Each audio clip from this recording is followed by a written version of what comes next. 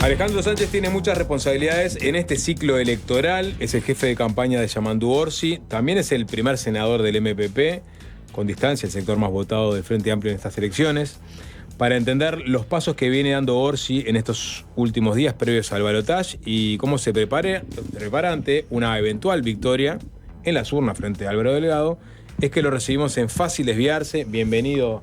Bueno, buenas tardes. ¿Cómo estamos? Tratando de no desviarnos, pero bueno. Bueno, usted siempre provoca. No estuvo Pacha Sánchez hoy temprano en el desayuno de búsqueda. Me lo perdí. ¿Se lo perdió? Me lo perdí. ¿Qué comentarios recibió después? Y si tiene alguna reflexión al respecto del episodio. A ver, a mí me parece que la libertad de prensa es muy buena, donde los periodistas en Uruguay trabajan libremente, y la libertad de prensa tiene un componente que también es la libertad de expresión. Perdón. Y es, si yo quiero dar una nota o no quiero dar una nota. O sea, los periodistas son libres de dar sus opiniones. Hay cosas que a mí no me gusta porque no son noticias, sino que son opiniones. De hecho, particularmente en este caso, el periodista que increpó a Orsi hoy por una nota se ha dedicado a decirle todo tipo de cosas en sus editoriales, ¿no? Y yo creo que los entrevistados tienen el derecho de dar la nota o no darla. Y me parece que lo que hay que mantener es el respeto por las dos partes. Por la parte que está buscando una noticia, una nota y una entrevista, y por la parte que puede decidir no querer ir a participar de un medio. Y eso no lo hace ni privar al otro de su derecho, sino que es el derecho que tiene cada uno de ir a donde quiera, a los programas que quiere, y hablar y opinar lo que quiere opinar, y de las cosas que no quiere opinar, no opina. Hubo, un episodio, digamos, un apunte que es que supuestamente Orsi le había dicho a Nacho Álvarez que le iba a dar una nota siempre y cuando fuera por teléfono y no muy larga, que fue después de la entrevista con Pettinati. Sí, después de la entrevista con Pettinati, que también fue abordado Yamandu de la necesidad de una nota. A mí lo que me parece es que no está bueno, porque además no está bueno, me parece, para el resto de los colegas, porque ahí había una rueda de prensa que se iba a generar y que no se pudo generar porque un periodista no respetó el trabajo de los otros, ¿no? Y se puso adelante de las cámaras para tratar de ganar protagonismo. Así que me parece que ese tipo de cosas no están buenas. Uno las ve en el mundo que suceden, ¿no? De hecho, vino aquí un español que parece que generó la capacidad de que otros quieran imitar ese camino, que es el camino de, en vez de concertar una nota y hacerla con respeto, y cuando cada uno tiene sus opiniones, bueno, esta idea de el abordaje o el acoso a referentes políticos en la calle y ir a hacerle preguntas y... Javier Negre de la derecha diario, decís vos. Y sí, bueno, fue el primero que abordó a Orsi de esa manera, ¿no?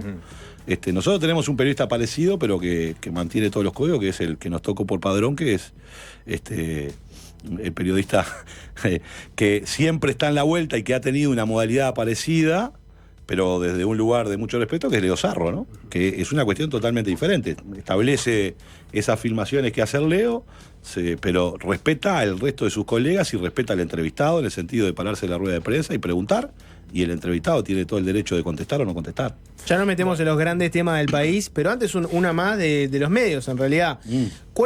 Imagínate que gana el Frente Amplio y que Orsi es presidente, ¿no? ¿Cuál va a ser la relación con los medios? Porque viste que este vamos gobierno... a apropiar Magnolio. ¿En serio vas a arrancar por ahí? Sí, lo vamos a apropiar. No, guarda con el uso de la ironía que no se te da bien. Después te hacen el corte. Después aparece el recortecito. No, pero pienso que este gobierno, por ejemplo, estableció esta costumbre de las conferencias de prensa con preguntas abiertas, puso la figura del vocero. Sí, 3 preguntas y nada más, ¿no? Antes no había eso. Generalmente no. ¿Cómo que no? Cuando yo vi los gobiernos del Frente Amplio, los periodistas libremente no preguntaban, repreguntaban y se aburrían de preguntar. Por lo general en ruedas en el exterior, no era tanto una instancia de pasó bien, algo. Muy formal, sí, está bien. ¿Cómo lo ves? ¿Qué querían con respecto al relacionamiento con los medios? No, yo primero te voy a decir 2 cosas. Yo creo que este gobierno tuvo una muy buena política de comunicación. Yo tengo mis críticas a la gestión del gobierno, a las decisiones que ha tomado el gobierno y a los resultados de sus políticas. Esas son mis críticas. Ahora, que ha tenido una gran política de comunicación, incluso sin tener al vocero de presidencia, que no tiene designado un vocero que nunca habló.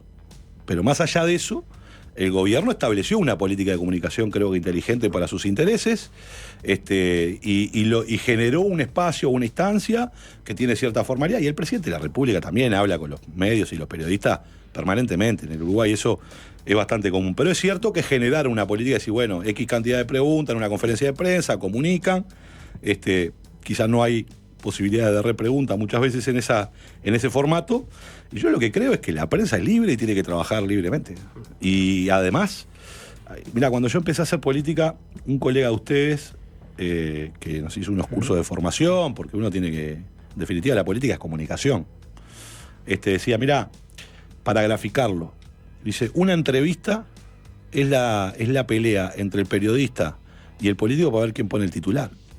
Bueno, vos tenés que cuidarte y tratar de comunicar lo que querés comunicar, y el periodista también va a buscar de alguna manera interrogarte y ponerte incómodo, porque esa es la función de los periodistas. Pésimo concepto del periodismo ese periodista. ¿No? Porque, pero tiene razón, una entrevista no es eso, Sapo. Una entrevista es que la gente termine formándose una opinión un poco más acabada sobre los temas relevantes de discusión. Bueno, pero tanto sobre los que quiere hablar como sobre los que no quiere hablar. Está bien, pero a ver, eso ya me saliste con la cuestión académica. Pero el titular es importante. ¿Seguirían con las conferencias de prensa? Titular. ¿Seguirían con las conferencias de prensa? Titular. No lo hablé con Yamandú, pero imagino que sí. Supongo que sí, que ese es un buen camino. ¿Y los consejos de ministros, como decía Tabaré? Bueno, eso sí, yo creo que ha sido un gobierno muy presidencialista y con poco consejo de ministros, ¿no? Abiertos, como decía Tabaré, en diferentes partes del país.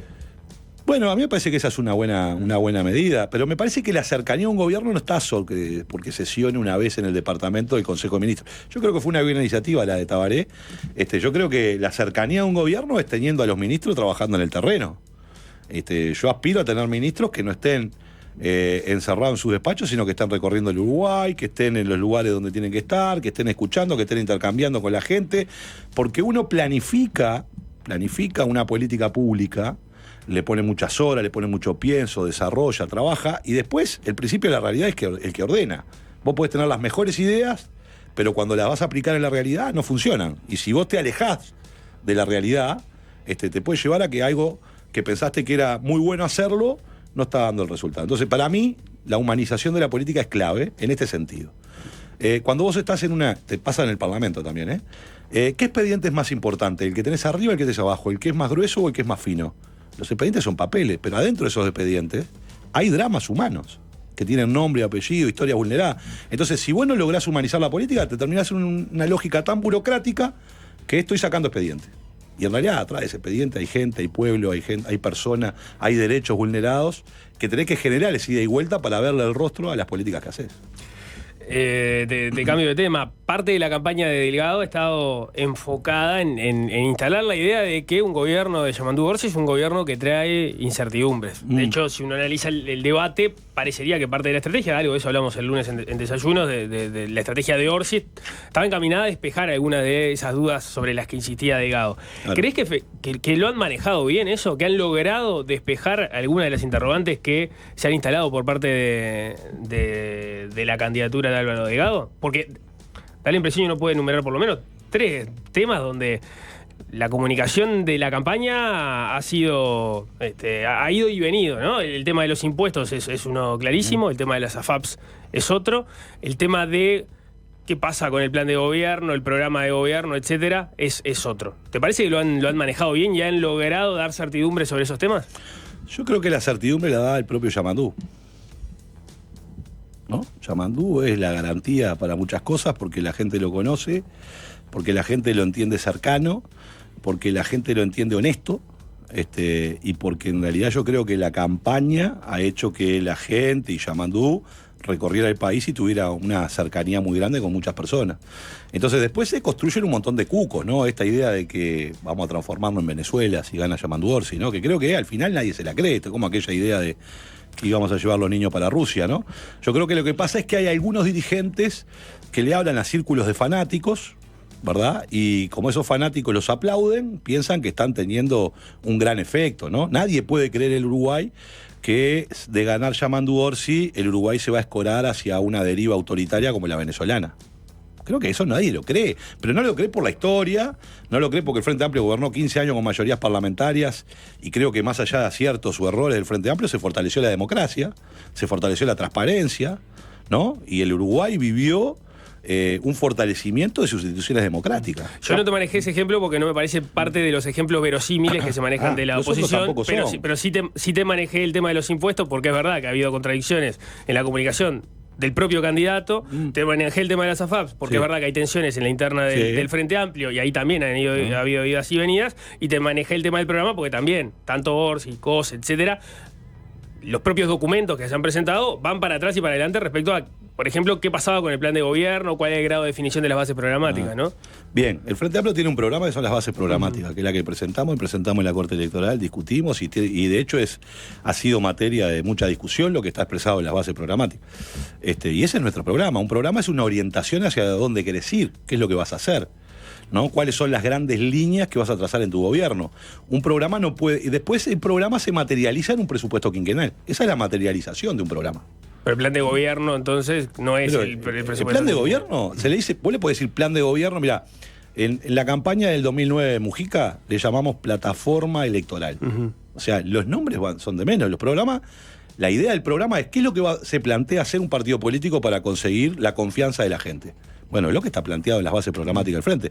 Le podía decir programa y entonces la discusión no estaba, es una discusión de títulos. No, porque en la discusión ingresaron ustedes cuando generaron un documento después donde hablaron de un plan de gobierno y Orsi con Pettinati habló el viernes de que el plan de gobierno en realidad no eran las 48 medidas, el plan de gobierno debía ser algo más acabado y después la conversación fue para otro lado, pero está bien. No, digamos, pero quedó claro entiendo. que no estaba, ¿no? Yo entiendo, pero para mí el plan de gobierno son las líneas programáticas. Que es lo que se plantea hacer el Frente Amplio en términos de rumbo en las distintas áreas del país. Esas son las líneas programáticas que están allí. Después vos podés poder presentar una plataforma electoral. Nosotros optamos, vos incluso me hiciste una pregunta una vez, Nico, y yo te decía, bueno, en un momento hablamos de 200 medidas, y yo te decía, comunicar 200 medidas es muy difícil, y lo que priorizamos son las 48 medidas que nos parecían urgentes de un conjunto de áreas claves, y la presentamos públicamente y son las cosas que venimos diciendo a lo largo de la campaña. Entonces, ese es un punto. El segundo punto también refiere a la dialéctica, me parece, ¿no? Porque yo te puedo decir a vos, como dijo Odone, Gabriel, diciendo, bueno, en realidad cualquiera que diga yo no voy a subir impuestos, porque los impuestos tienen muy mala palabra, muy mala prensa, ¿no? Entonces, un compromiso de esa naturaleza podría generar, de alguna manera, ser poco consistente con lo que pueda pasar en el futuro. Nadie y esa es una respuesta puede prometer técnica. cosas que no tiene bajo control. Prometer que uno no va a subir impuestos en un periodo de gobierno es irresponsable. Claro. Ahora, ¿qué pasa? Esa frase de Gabriel Odone, que yo creo que es una buena frase de alguien que técnicamente es solvente y que políticamente es honesto, se ha mal utilizado por parte del comando de Delgado para decir, ¿saben lo que está diciendo Gabriel Odone? Que te va a llenar impuestos. Entonces vos tenés un momento en la comunicación en donde tenés que hacerlo negro o blanco.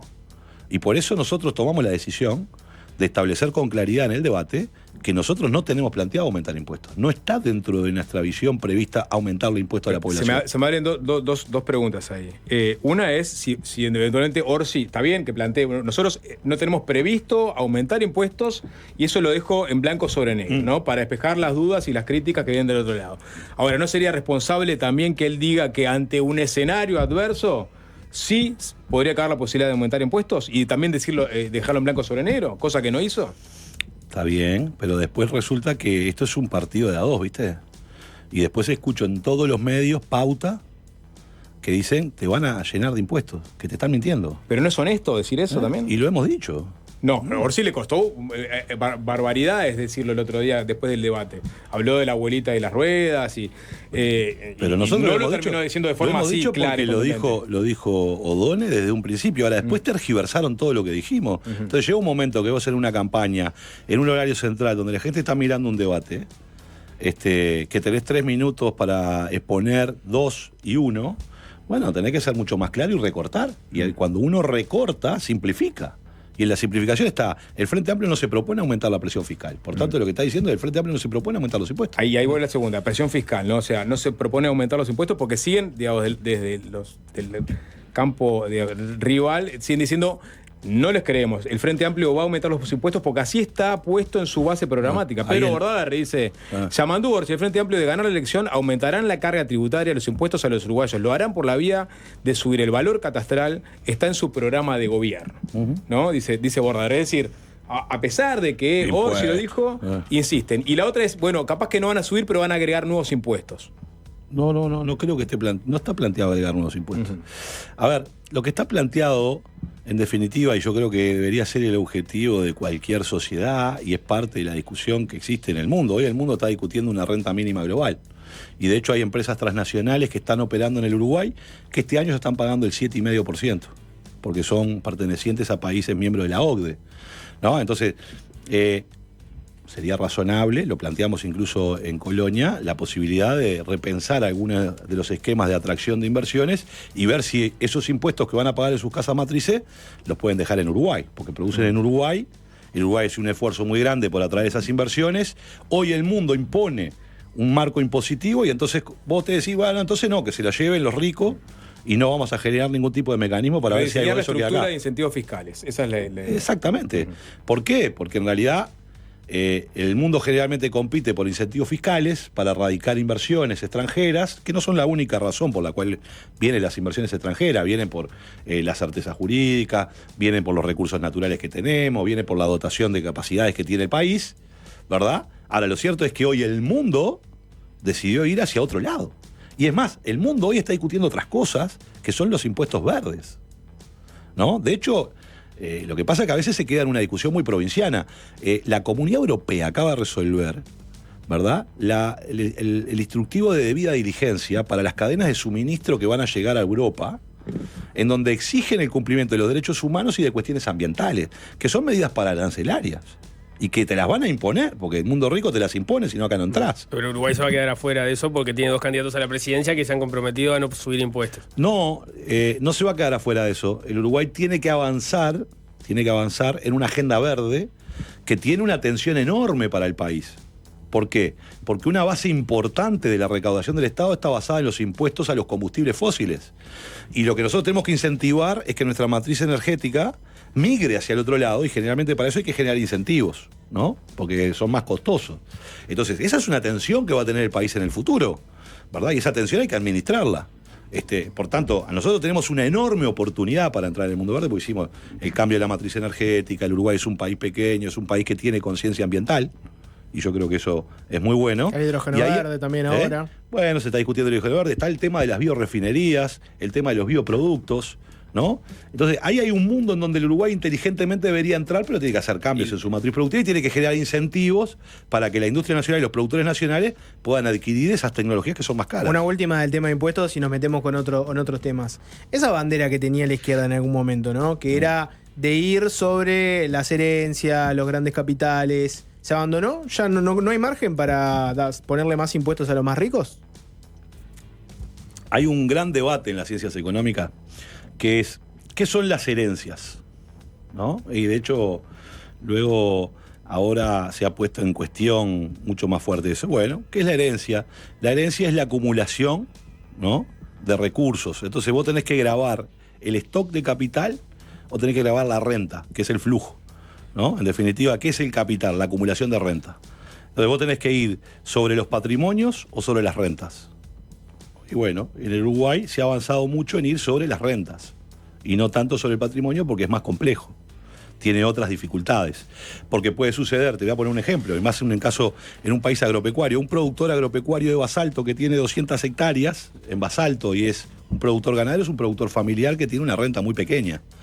Pero el valor de la tierra se multiplicó tanto que desde el punto de vista de su capital tiene un gran valor.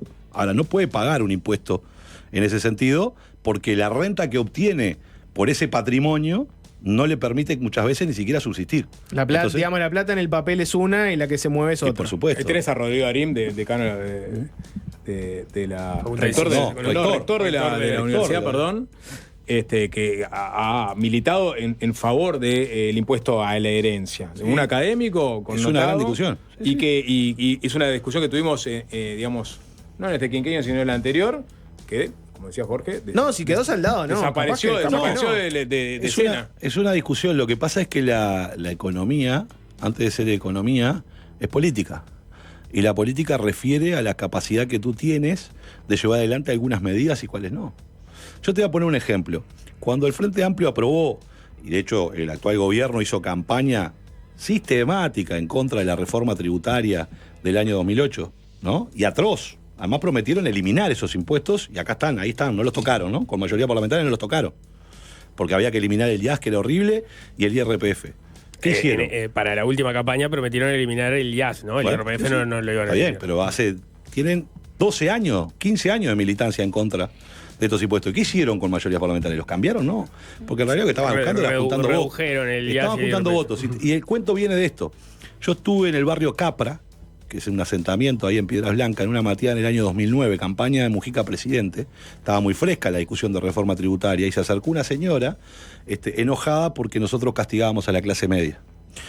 Con el impuesto a la renta, al IRPF, que éramos terribles, ¿no? Y yo le decía, bueno, explicando que el 70% de los trabajadores no paga IRPF, que antes el IRPF sí lo pagaba el 100% de los trabajadores, que era más justo el IRPF. Dice, no, porque ustedes nos matan. Yo soy una empleada doméstica y me están matando con el IRPF. Yo dije, no, mire, sabe que usted no paga IRPF. Y se enojó la señora en la mateada, porque yo la trataba de mentirosa, supuestamente. Y terminó una cuestión de antes de decir, pero no te estoy tratando de mentirosa, te estoy diciendo que vos no pagás IRPF por el salario que tenés. Yo sí pago. Y fue hasta la casa a buscar el recibo. Y vino y trajo el recibo y dice, acá lo tenés. Y no pagaba IRPF. Pero estaba convencida de que el IRPF era malo. Quedó esa anécdota entonces. ¿No? No, es una anécdota que tiene que ver con que los impuestos son imposiciones y nadie quiere pagar impuestos, si no se llamarían contribuciones voluntarias.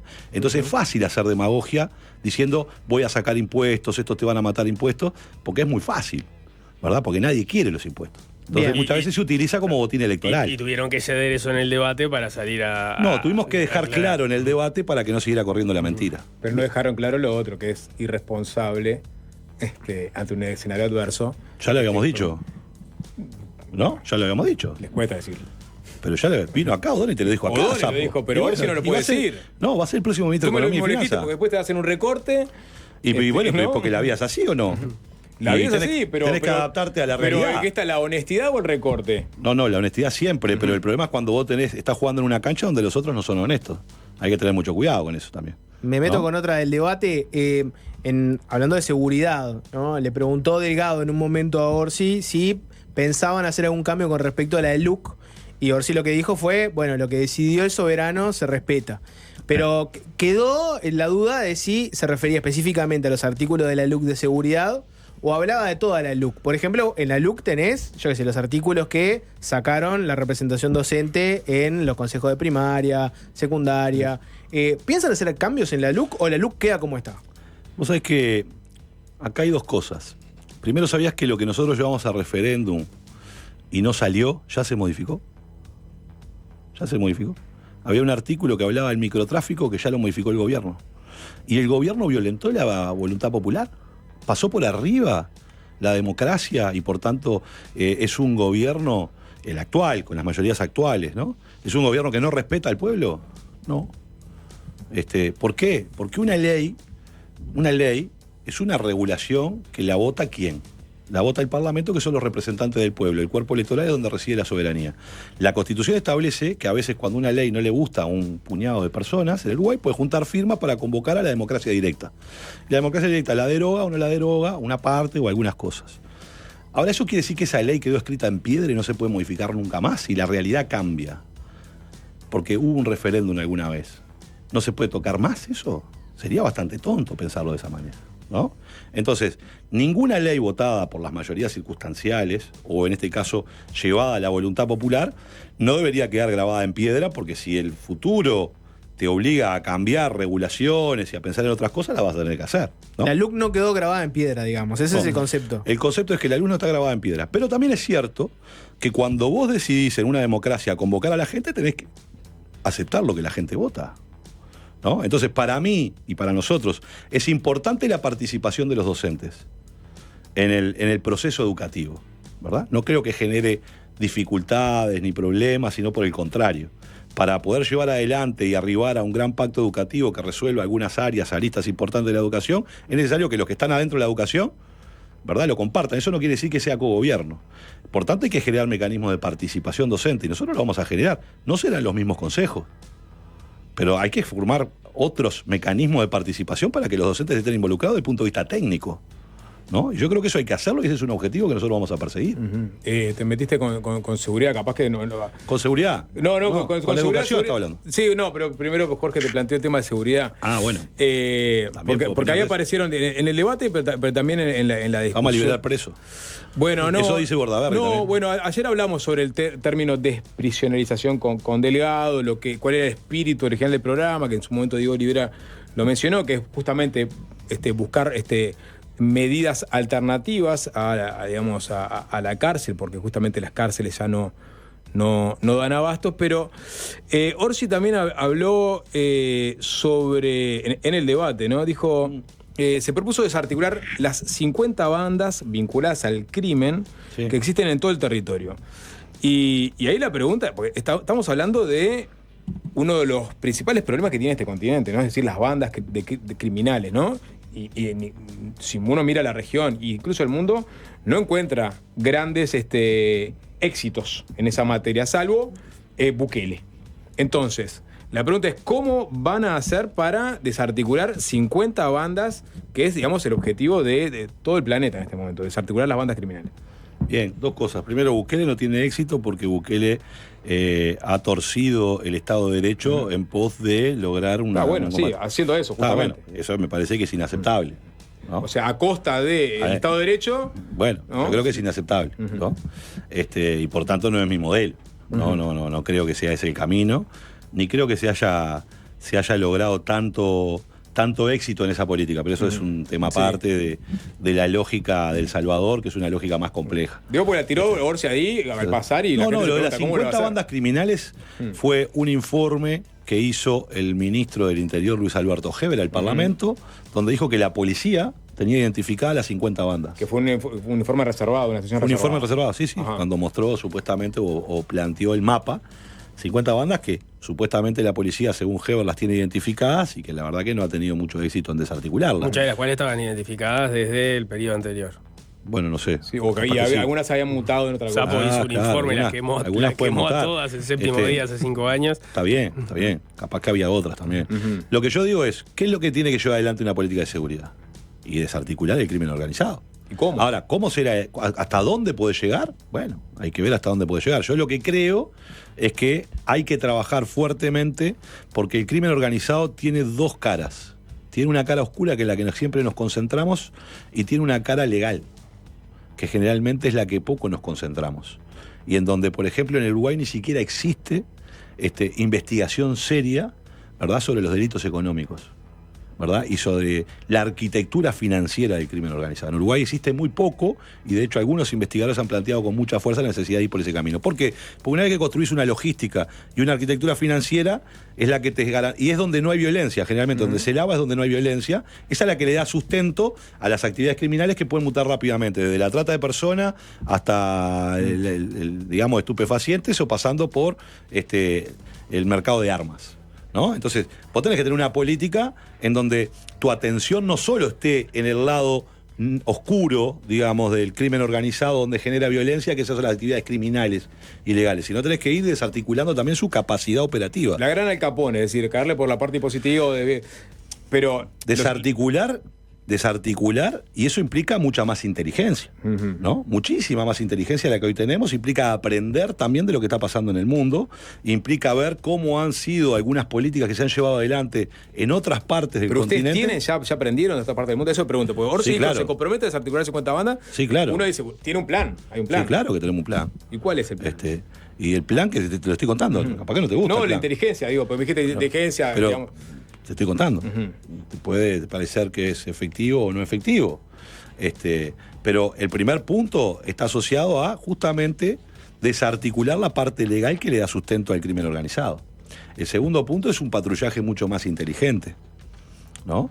El tercer punto es tener una política de protección de la frontera, ¿tá?, con mucha más tecnología. Hoy existe la posibilidad de tener una radiografía de la frontera a partir de tecnología con drones, ¿no? Y de hecho al Uruguay ya le han ofrecido colaboración en esa materia para todo lo que es la frontera con Argentina y lo que es el río Uruguay, que es uno de los grandes temas que tenemos arriba de la mesa, que además eso permite una identificación de un montón de movimientos que se dan en la frontera que lo podías hacer. Bueno, ahí también tenés que trabajar muchísimo, porque somos un lugar de acopio. Pero ¿ves margen en esto de la lucha contra el crimen organizado, el lavado de activos, etcétera, de acuerdos con Álvaro Delgado, con la coalición, en caso de que ustedes Yo creo que hay que buscar ganen? acuerdos. Yo creo que O hay sea, que buscar acuerdos. dentro de las propuestas parecería que hay por lo menos líneas similares vinculadas a eso, mejorar la coordinación interinstitucional, etcétera. ¿Creen que puede hacerse? Porque uno escucha a Jorge Díaz, parte de la crítica es, acá se ha trabajado muy mal en lavado de activos durante este periodo de gobierno. Y ahí queda la duda de, bueno, ¿en qué medida? Bueno, voy a hablar se ha de la querido- LUC. Voy a hablar de la LUC. La LUC ha sido una gran desreguladora de una política efectiva contra el lavado de activos, porque habilitó hoy transacciones hasta $150.000 y porque disminuyó los controles de las operaciones sospechosas, ¿no? Y eso se ha llevado adelante que hoy se lava dinero en Uruguay, ¿no? Pero en realidad hemos tenido la incapacidad, porque no tenemos los instrumentos idóneos y porque flexibilizamos los controles, de poder perseguirlo, ¿no? Entonces me parece que ahí hay cuestiones que hay que modificar. Por ejemplo, el manejo del efectivo. Porque las bocas de pasta base no venden con POS, ¿no? Necesitan moverse en efectivo. Y el efectivo generalmente va de la mano. Obviamente que el monto que establecía la ley de inclusión financiera yo creo que era demasiado corto. Era 4.000. Pero esto se ha sido demasiado largo, ¿no? ¿Tiene el número afinado? ¿Tiene el número afinado? O'Donnell lo tiene, el equipo de O'Donnell lo tiene, Sí. pero me parece que en definitiva al final el Parlamento, porque además tenés otro tema. Nosotros tenemos mayoría en el Senado, pero no tenemos diputados, o sea que por tanto, muchas de las cosas que vayamos a hacer las vamos a tener que acordar. Ahí hay que negociar. Lo dijiste hay que lo dijiste un poco con ironía al arranque, ¿no? Vamos a liberar presos. El tema de la desprisionalización. Claro, porque es la que salieron a decir con la cantinela que está, ¿no? Bueno, la desprisionalización que ustedes plantean, lo que sería es ver los delitos que tenemos y cuáles en realidad podemos revisar de que capaz que no amerita necesariamente que esa persona vaya a la cárcel. Yo pienso que casos que a la sociedad le llaman la atención, ¿no? Es una persona que vende, yo qué sé, brownies de marihuana, termina presa la misma cantidad de tiempo que un falsificador que hizo una estafa, etcétera. ¿Tienen pensado qué delitos son los delitos que esto hay que revisar si esta persona tiene que estar tantos años? El propio gobierno lo hizo, por ejemplo, con las mujeres que ingresaban dosis pequeñas de marihuana a la Es lo que cárcel. hablábamos de la LUC, que Es lo ya que hablábamos de cambiaron, la ¿no? LUC. Que intentaron modificar porque llenaron la cárcel de mujeres y Intentaron, pero no salió. No, salió. No Bueno. salió del todo perfecto. No, salió. Se hizo una pequeña modificación, que yo creo que igual no es efectiva. Nosotros la criticamos, la votamos diciendo esto no resuelve el problema, porque lo que no quería quedar el gobierno es modificar, reconociendo de que el artículo de la LUC estaba mal. Entonces, en aras de eso, se decidieron comprarse el problema igual. ¿Qué delitos se pueden ¿no? revisar ahí? Yo creo que ahí vos tenés algo que es bien claro, ¿verdad? Vos tenés primarios y reincidentes, en primer lugar, ¿no? Porque vos tenés que tener una política de clasificación de presos que te permita de alguna manera tener la posibilidad de que las cárceles efectivamente rehabiliten.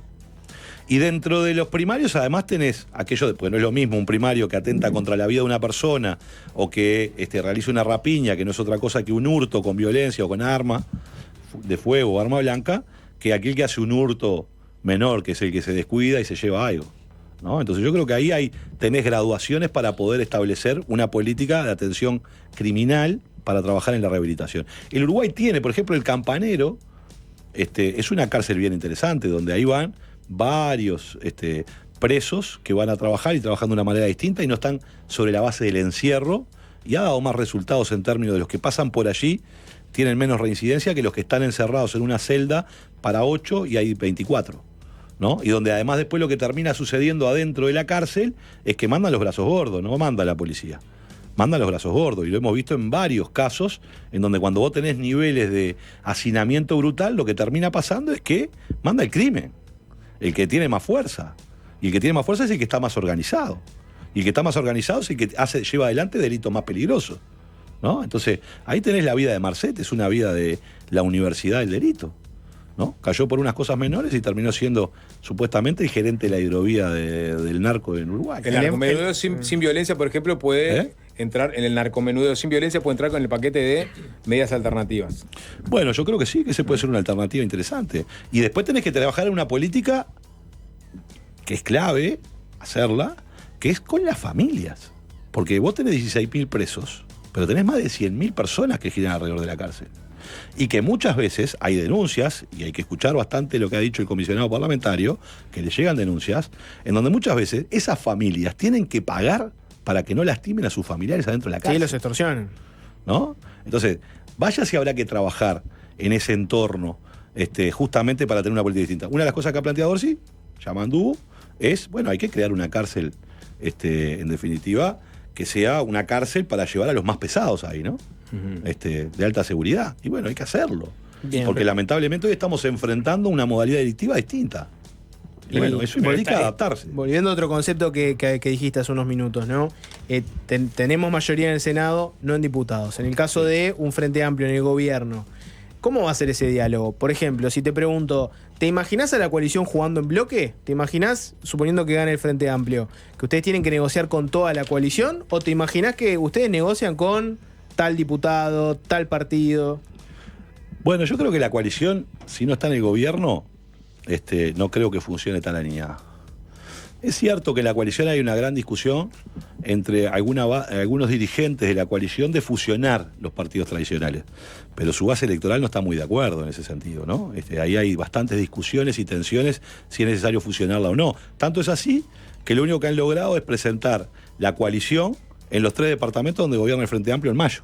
Y eso quiere decir que hay una diferencia importante con respecto a la base electoral y los dirigentes que no creen en la fusión de los 2 partidos políticos. En realidad, ¿no? Tiene que ver con los incentivos que pueden tener el interior y el Partido Nacional a distribuir poder donde no hay riesgo de perder las intendencias. Y entonces eso también se va a manifestar en los legisladores de esos departamentos que van a actuar de una manera. Te voy a poner 2 ejemplos. Primero, nosotros ya le sacamos una rendición de cuentas sin mayoría parlamentaria. Me tocó a mí negociar. Era uno de los negociadores. Empezaron a traerse Amado ahí. Después finalmente vino Amado, sí. Eso Pero es verdad. el voto a cambio de no sé qué, educación o cultura, me acuerdo. Educación era, Sí. ¿Se acuerdan que el problema era que las directoras y los directores ganaban menos asumiendo la dirección de un centro educativo? Entonces se creó una partida, que ahora no me acuerdo si era de 2.500 o 3.000 pesos, para darle esa dedicación a quien se hacía cargo, digamos, de un centro educativo. Esa fue una de las condiciones. La otra es el debate obligatorio. La ley del debate obligatorio salió de aquella negociación. Pero en esa negociación estaba la unidad popular. Y nosotros acordamos algunas cosas con el Clínicas, que tenían que ver con el Clínicas también, para votar otros artículos. Y también acordamos con legisladores del Partido Nacional y algunos del Partido Colorado otros artículos. Por tanto, se va a poner mucho más divertido e interesante el Parlamento. Creo que es un desafío para todos los sistemas políticos. Ya está. Después te pongo otro ejemplo. Sí. Cuando se puso la UTEC a votar, el Partido Nacional, particularmente Luis Lacalle Pou, ordenó, porque era el herrerismo, no votar. ¿Y qué pasó? En aquel momento, Carmelo Vidalín fue el que encabezó, en definitiva, una discusión adentro de la bancada del Partido Nacional de los legisladores del interior, y el argumento de Carmelo Vidalín es: yo no vuelvo a Durazno diciendo que voté en contra de una universidad en el interior. Y ahí hubo, entonces, algunos legisladores que dieron los votos y se lograron los 2/3 para crear, en este caso, la Universidad Tecnológica. Hay paño entonces. Entonces, espacio hay. Sí. Se va a poner divertido y otro término usaste, ¿no? Ya se está poniendo, ¿no? Y vayamos a un episodio reciente que tiene como uno de los protagonistas a Alejandro Sánchez, que es el encuentro que tuvo con el diputado de Cabildo Abierto, Martín Sodano, quien dijo que Sánchez manejó posibles cargos a ocupar a cambio de un eventual apoyo a Orsi. Sánchez dijo: yo nunca le ofrecí un cargo. Entonces la pregunta es, primero que nada, conocer un poco más de cerca ese encuentro, si Sodano mintió, es decir, Sánchez nunca le ofreció un cargo, hubo otra persona en la reunión que fue la que le ofreció cargos, Sánchez no. En definitiva, ¿qué sucedió ahí? Bueno, yo voy a decir 3 cosas con respecto a eso, que tiene que ver con lo siguiente. Nosotros salimos a dialogar con los ciudadanos y con los dirigentes de distintos partidos para que acompañen a Orsi, porque el escenario, lo que exige la Constitución de la República, es que de cara al balotaje sea lo que haya que hacer, ¿no? En realidad, cuando vos votás en octubre, votás a los distintos partidos políticos y luego pasan las 2 fórmulas que tuvieron más votos. Y eso que obliga a cualquiera de las 2 fórmulas, ¿verdad?, a dialogar con dirigentes y con ciudadanos que en octubre votaron de otra manera para que te acompañen. Y uno pone arriba de la mesa las virtudes o las ideas, las propuestas y, en definitiva, el mapa que terminó quedando de la elección de octubre como elemento para que te apoyen, ¿no? Porque esa es lo que exige la Constitución de la República. ¿verdad? Que a la fórmula Yamandu Orsi, Carolina Cose, la voten en noviembre gente que no la votó en octubre, porque eligió a su diputado, a su senador, a su partido, y ahora eligió otra cosa. Eso implica y se impone diálogos. Diálogos en la calle, callejeros, en las barriadas, y también diálogos con los dirigentes, ¿no? Que algunos se acercan a hablar y otros uno se acerca porque dice, bueno, quizás estas personas son más proclives a apoyar o no apoyar. Obviamente yo, por ejemplo, a Sebastián da Silva no lo llamaría para apoyar a Orsi, ¿no? Eso no quiere decir que no hable con él. A Sodano le diste pinta de que sí. Bueno, pero la historia de Sodano es distinta. A mí me dicen que Sodano quiere hablar conmigo. Y por tanto yo lo recibo. ¿En dónde lo recibo? En la sede del Frente Amplio, que es donde está el comando de Yamandu Orsi. ¿Querés hablar conmigo? Ven a la sede del Frente Amplio, no tengo ningún problema en dialogar contigo. Sodano vino a esa reunión y tuvimos una reunión en donde yo no le ofrecí ningún cargo a Sodano. Lo dije desde el día 1 y lo establecí con total claridad. Yo cargo no le ofrecí a Sodano. La pregunta que hay que hacerse es ¿por qué fue a la sede del Frente Amplio? ¿Por qué fue a la sede del Frente Amplio?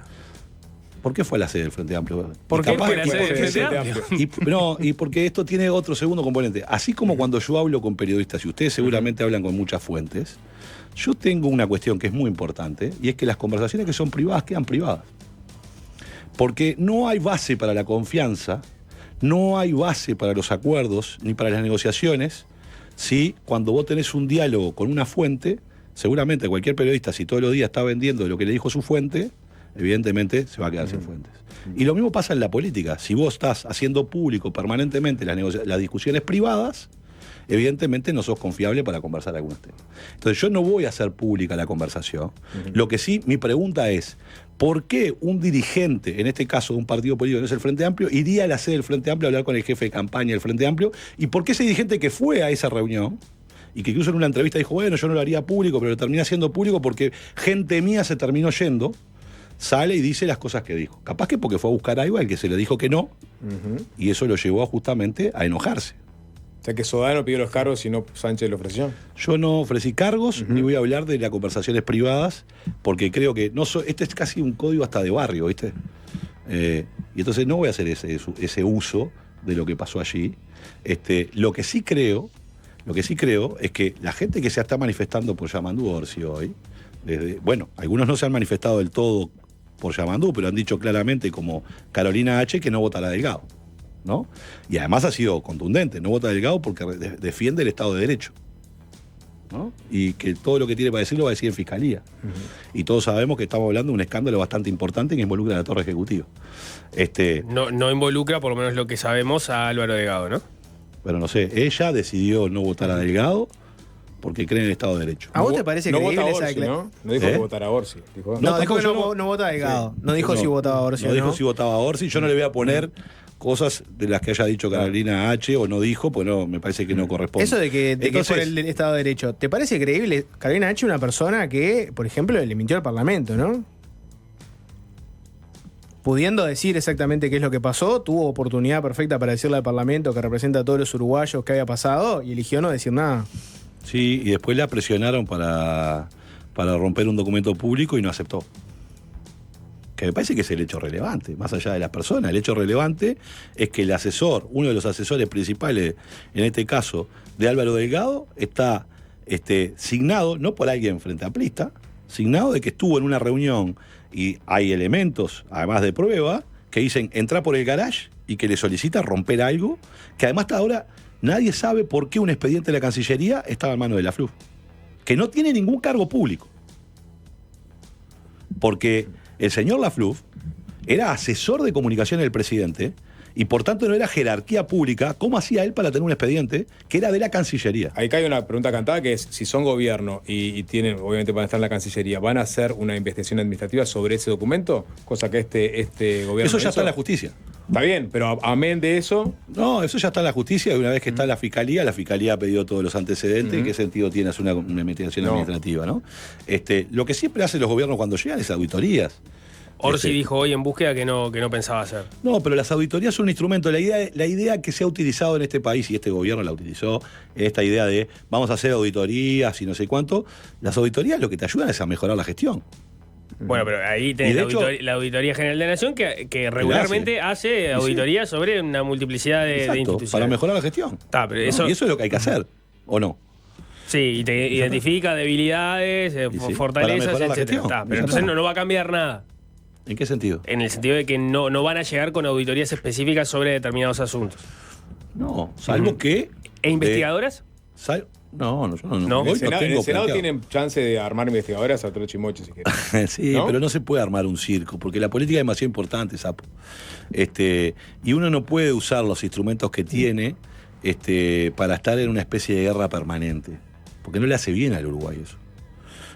Lo que hay que hacer es cambiar los problemas que tiene el Uruguay. Y las cosas que están mal, denunciarlas, y si surgen elementos que hayan conductas que pueda estar rozando con lo delictivo, hay que llevarlo a la justicia, lo que surja, pero eso nunca puede ser un instrumento de venganza, ni de circo político, porque le hace mucho daño al sistema político y entretiene al sistema político de las cosas que sí son importantes, que resolver los problemas que tiene la gente. Entonces, si a nosotros nos toca gobernar, que es lo que le estamos pidiendo el voto a la gente, es para gobernar y cambiar la realidad del Uruguay. No para decir, ahora que soy gobierno te voy a perseguir. Porque eso es lo que no... Eso es bastante jodido. Y cuando uno mira sociedades que se relacionan de esa manera, lo que termina pasando es una degradación de la calidad democrática. Bien. Nosotros no estamos en ese camino. Una declaración que fue bastante fuerte de la semana, ¿no? La de Mujica sobre Blanca Rodríguez. Ya la escuchaste, has comentado alguna cosa también, pero para despejar un poco, ¿no? ¿Cómo te cayó esa declaración de que Blanca era un repuesto por el caso de que Cose no terminara siendo vicepresidenta? No comparto las declaraciones de Pepe. No las comparto primero por la palabra utilizada, ¿no? La de repuesto. Segundo, porque en realidad yo estuve en toda esa negociación. Y lo que quedaba claro en el Frente Amplio, y fuimos explícitos todos, y de hecho ustedes preguntaron bastante, ustedes digo los periodistas en general, era ¿qué va a pasar después de la interna del Frente Amplio? Y para nosotros era importante que el mismo domingo estuviera la fórmula, y para mí cuando vos convocás a las urnas, la clave es que las urnas cuando hablan, dicen algo. Y nosotros llegamos a un acuerdo entre el Frente Amplio, que habían aceptado los dos candidatos, habían aceptado todos los candidatos, pero había dos que eran los candidatos que estaban más cantados, ¿no? Y que lo que terminó sucediendo en la elección es que el que salía segundo acompañaba al primero. Y que ahí estaba la fórmula del Frente Amplio, que además cumplía con otro requisito que nosotros nos planteamos que es importante, que fuera una fórmula paritaria. Además se daba en esas circunstancias, ¿no? Porque la discusión de la interna era si ganaba Yamandú o ganaba Carolina. Incluso alguien en el Frente Amplio planteaba de que en realidad la elección interna significaba cómo ordenábamos la fórmula, en realidad, ¿no? Que la discusión era cómo ordenaba la fórmula, porque la fórmula ya estaba. Entonces yo no creo que habría que buscar ni un plan B ni nada por el estilo.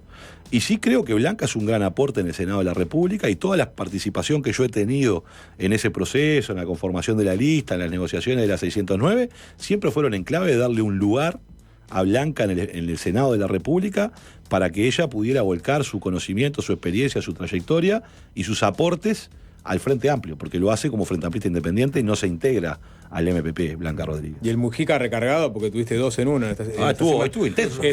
Salió. Puso en la bolsa de miserables y vinteneros ordinarios al presidente de la calle Pou, al decir que se había comprado una moto de $50.000.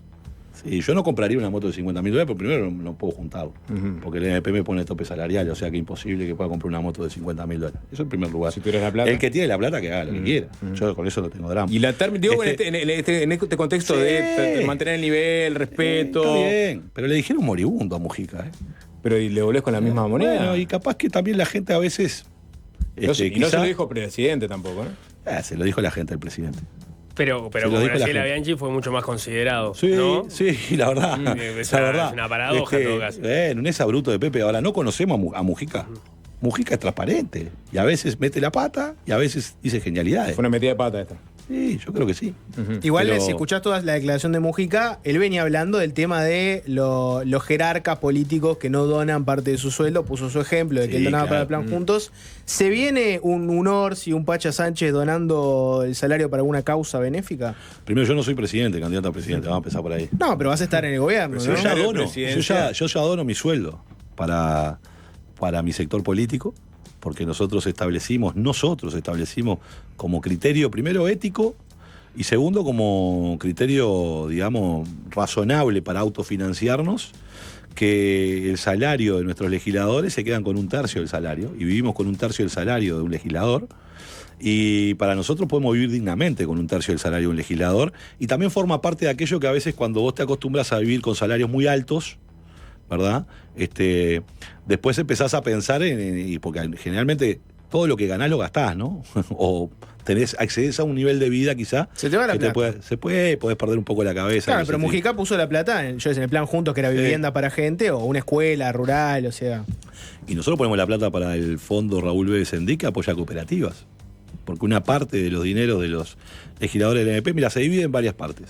Una parte va a financiar la organización que hace política todo el año, todo el tiempo. Eso es la 609, ¿no? Y parte del apoyo que tiene la 609 también se debe a eso. A que está presente en un barrio, con un local, con militancia, con participación, no en las elecciones, sino en los 5 años está presente ahí.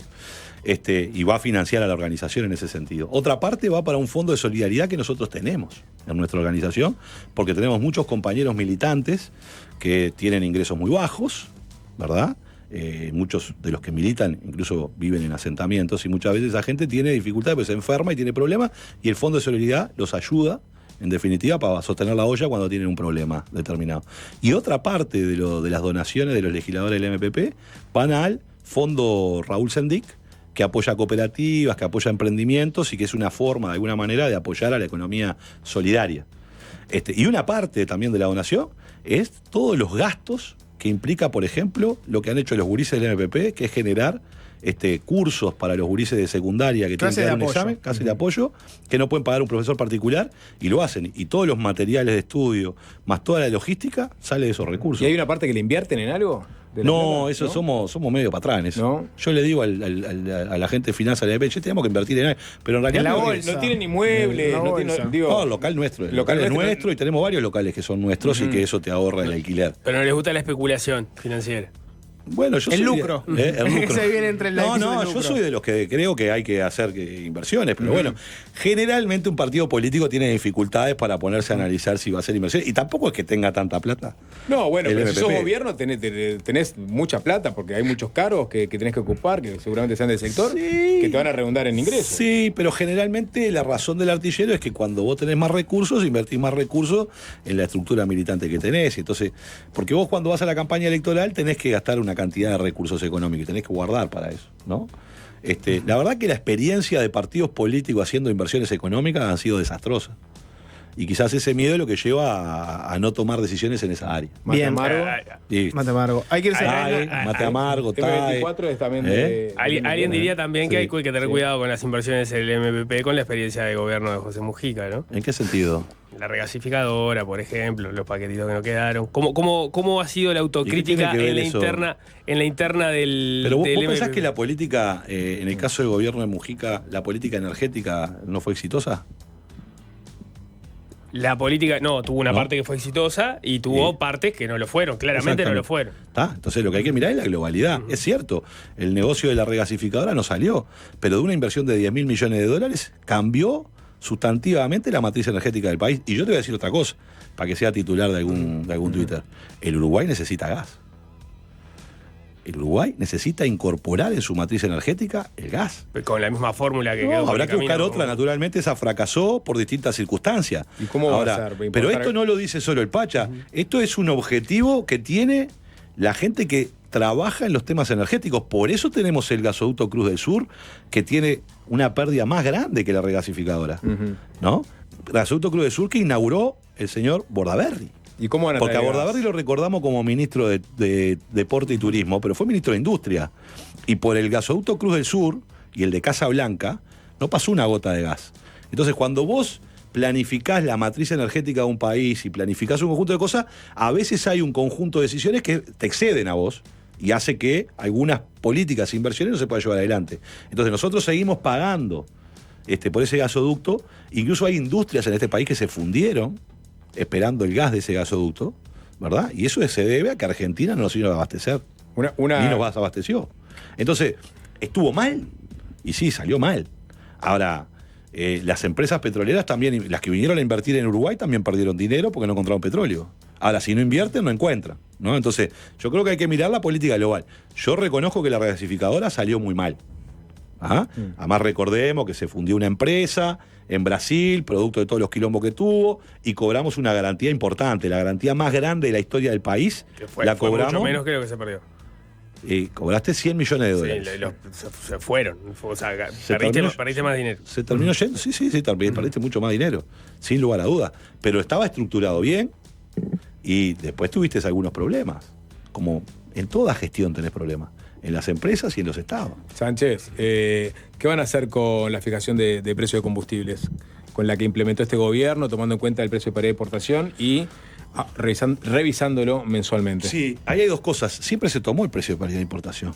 Pero Sí, no con se esta cambió la regularidad, periodicidad. Bien. No, pero porque el gobierno quiso vender la idea de que ahora sí. Y es más, tuve una discusión con Juanchi que se la gané, Ajá. ¿no? Digamos, porque la realidad demostró que yo decía que tenía razón. Juanchi decía, no es vinculante, no. Yo le decía, vos, esto lo que acaba de hacer el gobierno es, ¿puede respetarlo o no? Que es lo que hizo el gobierno. Yo creo que es decís respetar o no el precio de paridad de importación que salía mes a mes. Lo que hizo el gobierno, y corregime si no, es cuando no lo respetó fue porque ajustó por debajo del precio de paridad de importación. Nunca ajustó por encima del precio de paridad de importación. No, nunca ajustó por encima. El tema es que acá hay dos discusiones. Porque la discusión estaba ahí, ¿no? En si te cobraban un precio en surtidor por encima del precio de paridad de importación. Claro, el debate es más complejo. El debate es más complejo porque incluso hay que definir si la paridad de importación, y de hecho hay profundas discusiones de ANCAP actual, cuestionando en la URSEA el cálculo del precio de paridad de importación porque no toma en cuenta los alijos, porque no toma en cuenta un montón de cosas. Porque el precio de paridad de importación... se revisó igual, digamos, el precio de paridad de importación, justamente. Sí, claro, pero todavía hay críticas con respecto a si ese es el precio de paridad de importación. Pero no importa. El precio de paridad de importación es un precio teórico, que sería cuánto saldría si hubiera un importador y llevar adelante esa actividad sin que estuviera la refinería. Ese es el precio de paridad de importación, ¿no? Ahora, lo que pasa es que el petróleo en el mundo no tiene un precio de mercado. Y entonces, a veces los países, por producto de situaciones geopolíticas, el precio del petróleo aumenta y a veces disminuye. Que no tiene nada que ver con el mercado, tiene que ver con razones geopolíticas. Y el combustible y la energía en un país es clave para la estabilidad.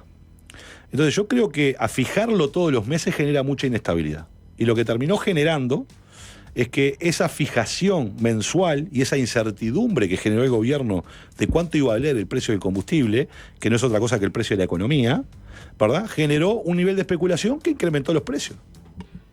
Porque si vos estás produciendo termos, haces un cálculo de cuánto te cuesta la energía. Si vos no sabés si el mes que viene te la suben o no, ¿qué vas a hacer? Vas a incorporar en tu estructura de costo de que capaz que lo suben. Entonces, por la duda, te sube el termo. Y eso es lo que pasó en el Uruguay. Entonces yo creo que hay que volver a un régimen de fijación de precios que sea similar, por supuesto, al de la paridad de importación, pero que dé más estabilidad en el sentido de que sea cada 6 meses o cada un año, porque eso da certezas para planificar las inversiones. Le pasa a cualquiera. Si vos planificás ahora ir en una campaña electoral, bueno, yo voy a salir a Paysandú, ¿cuánto me sale? Tantos kilómetros, tantos litros de nafta. Ahora, si yo no sé cuánto va a valer el litro de nafta en los próximos 6 meses, en realidad tengo un problema de planificación y eso genera problemas a la hora de pensar las inversiones. ¿Esto está definido entonces en caso de ser gobierno? Yo creo que ese es el camino que hay que llevar adelante, que no se rija todos los meses. Y por eso nosotros hemos cuestionado que eso genera mucha inestabilidad. Bien, para cerrar, el Frente Amplio ya ganó. Vamos a cerrar. Y bueno, si querés, hacemos una tenés que ir a corte. otras actividades. Tenés otras actividades. Si querés cancelar Nosotros todo. hacemos un corte y seguimos. Yo tengo que ir a un acto, en las piedras todavía. Lo dijo el Pacha Sánchez, el Frente Amplio ya ganó, lo que queda es ver en qué condiciones, con qué mayorías. Ahora, viendo las últimas encuestas que están saliendo, que todas dan una ventaja para Yamandú Orsi, pero es una ventaja que casi siempre está en el margen de error. Mucha gente plantea que va a ser una elección muy peleada. Sí. ¿Seguís firme con tu idea de que ya ganaron? Y yo estoy convencido que vamos a ganar. Uno cuando está jugando un partido está convencido que lo puede ganar. Y además, el escenario, yo te diría, ¿de qué lado quisiera estar? ¿Del lado de Delgado o del lado de Orsi? Yo quisiera estar del lado de Orsi, que las encuestas le van favorito, más allá que esté dentro del margen de error. Pero acá se ha construido una idea de como que es todo... Y no, acá las encuestas están diciendo que Yamandú Orsi tiene más posibilidades. Está dentro del margen de error, pero le da más posibilidad y le da más ventaja a Yamandú Orsi. Por tanto, yo estoy convencido de que el domingo es altamente probable que sea Yamandú el que sea elegido presidente de la República. Esa minoría silenciosa o mayoría de la cual habla Delgado últimamente, ¿crees que no existe? O sea, que va a decantar finalmente por la coalición? Yo lo que creo es que, lo que he visto es que Carolina H., que votó en la coalición, dice que no va a votar a Delgado. Maute Sarabia, que fundó Aire Fresco junto con la calle Pou, dice que va a votar a Yamandu Orsi. Machadito, que ahora el jueves vamos a estar en Rivera, donde hay una reunión de ballistas con Orsi, y ahí hay muchos que votaron en octubre el Partido Colorado, van a votar a Yamandu Orsi. Entonces, me parece que además de que las encuestas indican, hay 20 encuestas que dicen que en un escenario balotaje, Yamandu Orsi, ¿verdad?, es favorito frente a Delgado. Obviamente, la encuesta que vale es la de las urnas. Entonces, Delgado, ¿qué va a decir? Si tiene 20 encuestas que dice que Orsi lo supera.